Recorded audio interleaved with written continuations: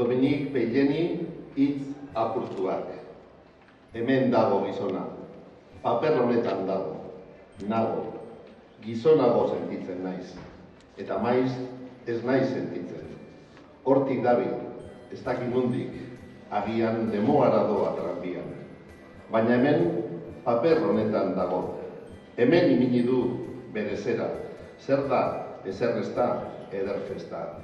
Esan zuen, jauna, berorren zerbitzari apurronek, jakindu nola etxe horretan libre dagoen hiltzeroaren enplegoa.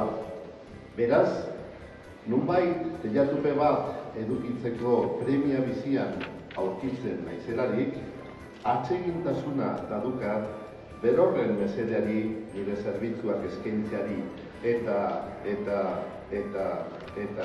jainkoak salbada ez dala Espainia halako egunean, Otxarkoagan.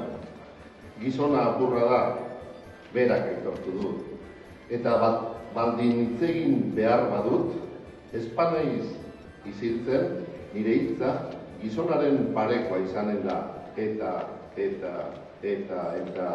noiz arte gatilina. Eta lehen zen edo nire hitza zuri zuzentzen dizudanean, nire eskaratzetik hartzen dut ganibeta.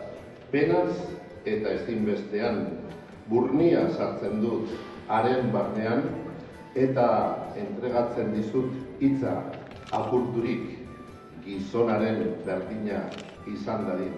Hemen, Jesus. Souvenir d'Espagne por Mademoiselle Solange eta Elena Mereziano. Hau da Bilbo, esan zuen gizonak. Kapera zuria zeraman gizonak. Eta hau da Bilbo, esan zuen. Hau da pinturaren museoa, esan zenuten. Peter, esan nuen, ez dakit, ez nekien, zer, ez nahi zupertzatzen. Zergatik burgesa egonen da museo honetan izenez Gaudorioz halako fonteak eman zuen pintura hau. Pilotuaren eta marineruaren izenak ilubi baten gainean ez daudenean. Zer da hori, seinalatu zenuten leihotik? Deustuko eskola, jesuitena. Ez, hangoa, egurrezko etxeaiek. Hijitoak, esan nuen lotsaturik. Urrutian entzuten zentu moia. Grekoa, goia. Zorrotzako portuan aldarrika. Aleman barkua atrakatu da Zorrotzen. Zimentua dakar, 100 kiloko sakoetan. Bien bitartean, Anton eta Gilen zeuden zerrarekin tronko ura erdibitzen. Sokarekin.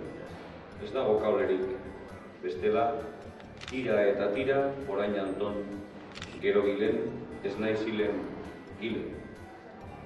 Hemen euskeraz, eta han erderaz. Birao egiten zuten, okerbideak espaitak imintza erarik. Berdin tratatzen baitu, erdalduna eta euskalduna. Arbolaren neurriak hartu nituen. Antioioak bustitzen zitzaizkidan. Amak gauean pentsatu zuen, errekara erori nintzela. Eta esan nuen, beti haratuko naiz gizonaren alde. Gilen, Anton. Hau ez izan da ziena. Bai, eta egun batean izituko naiz esan ezintudan hitzak esan ondoren. Bai, eta ez, biharrik dutenak. F.18. Etaren este guztiak barraiatuak izan ziren lurretik. G. Miguel Azeri aita San Franciscoren bezpera. Eren egun irakurri nion Oterori zure poema egunen agerturikako bat. Atzen, foru santua dio. Bizkaiko lurra, bizkaitarra dena, ala dio Bladi. I, Bilboko erdal, poeterik telegrama. Bertan ez da sartzen eskriba horik. Ez apaizik, ez akurrik, ez handerik. Nork ematen du besteen beste. Eta lastoa erretzen baldin bat dute, apespikoaren joeran, nork eskinuko du besteak beste? Entzun nahi didanari. Esan behar diot ez nagoela konforme. Nire protesta presentatu behar dudala, gizonaren alde nagoela, behin Zorrotzako portuan prometitu nuen bezala. nik ez dut gauzarik asmatzen. Diodana egia da, eta ez naiz taktikazalea. Egia gurekin baldin badago, ez da dukagu zergaitik gezurrikan asma. Hala da, ni egiaren alde nago, gizona eta egia batera doazalako. Gizona egiatik aldaratzen denean, nik ez dakit zer den. Eta inork ez nintzun nahi ez badit, berdin dit, esanen diot hiriari, izarrari, zeruari, oi hiri, oi izar, oi zeru, seguru nago erantzutea, gauzituko dudala Getariar Mikel Laza poeta berriaren animoan. Ez nagoela konforme, nire protesta presentatu behar dudala, gizonaren alde nagoela. Esan dut, nik ez dut gauzarik asmatzen. Euskara Bilboko portuan ikasi dut. Urdaizpiko frijitua jaten nuenien, kafesne koinakatua edaten nuenien. Seguru nago, gizona ere nire alde dagoela, eta gizonak agian Mikel Laza du izena. Batzutan paiasos janzten da, Ifar Agirre, Haize Agirre, Egoi Agirre, munduko haize guztietan agirrean, agirian. Euskal Herria mundu agirre da. Munduaren neurria. Nire buruaz mintzatzen naizelako munduaren neurria. Barka bezaidate. Nork bere bekiekin ikusten ditu gauzak. Eta nork dioz niri Gaudioko kanpandorreak ez dakusala.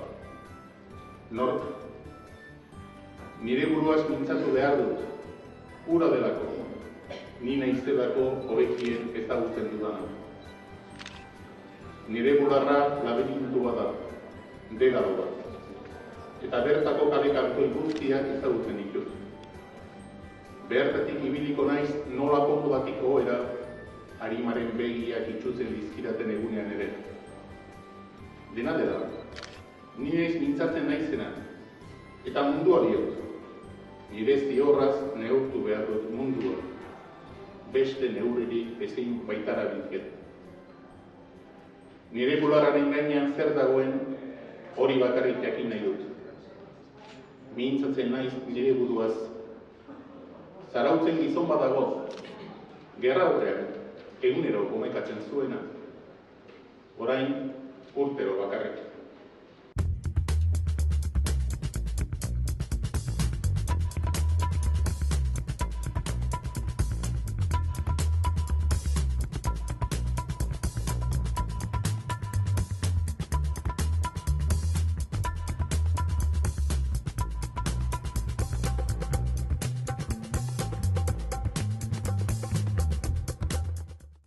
Beti esanen dut egia.